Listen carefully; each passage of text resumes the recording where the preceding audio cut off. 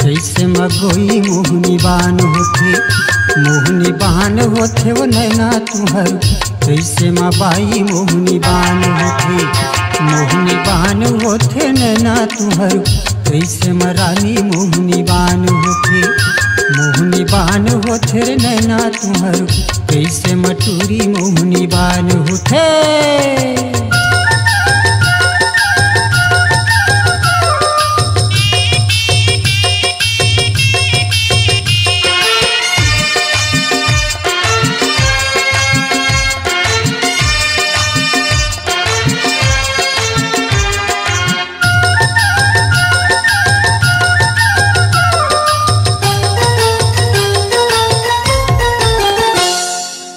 चौमासी रतिहाला तुलसी नहीं गीती, रद हो बिना रद हर चेहरा जब देखी।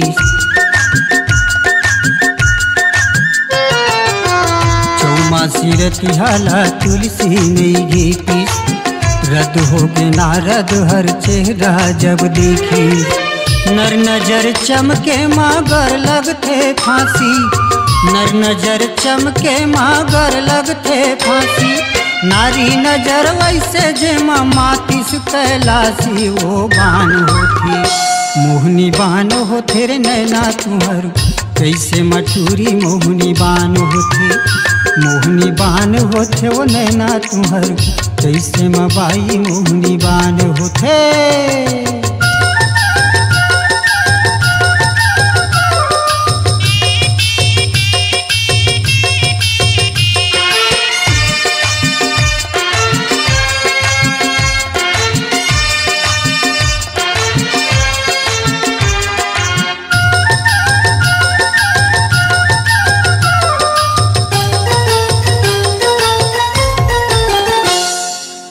तुम होथा पगली धन दुनिया ये पगला। काजरी चाबे रही था मोहिले था सबला।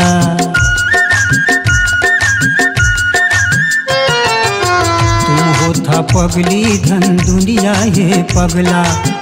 काजरी चाबे रही था मोहिले था सबला। जौने मपर थे वो तौने डोले लगथे, जौने मपर थे वो तौने डोले लगथे। उजरे बारी माँ बुढ़वा सुहा बोले लगथे वो बान होथे। मोहनी बान होथे नैना तुहर। कैसे रानी मोहनी बान होथे, मोहनी बान होथे वो नैना तुहर। कैसे मटूरी मोहनी बान होथे।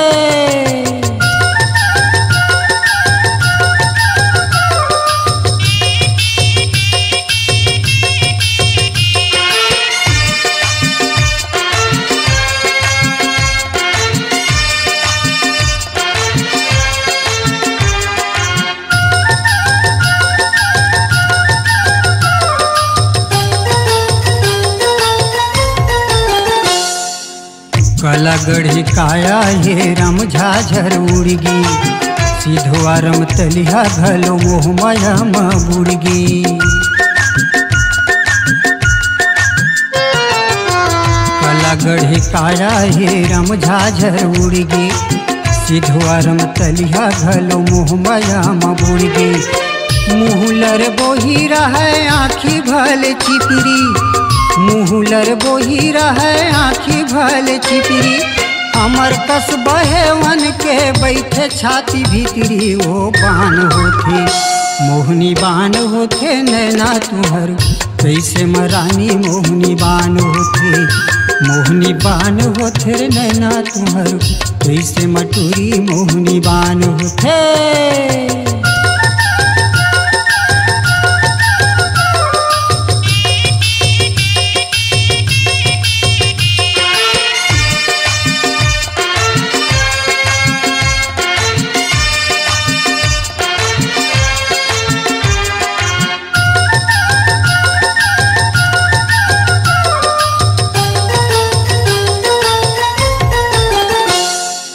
गीत सही गाथे तुहला गीता सही पढ़थे। बैहा हे बीरेन घलो कविता सही गढ़थे।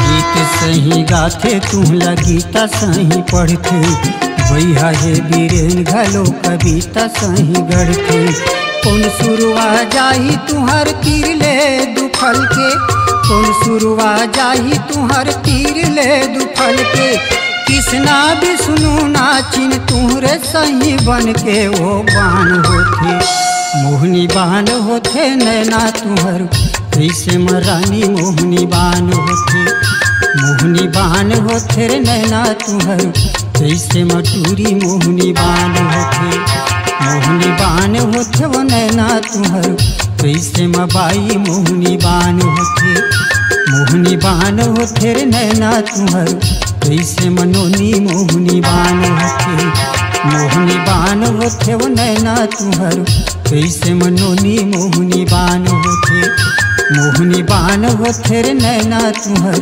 कैसे मटूरी मोहनी बाण होथे।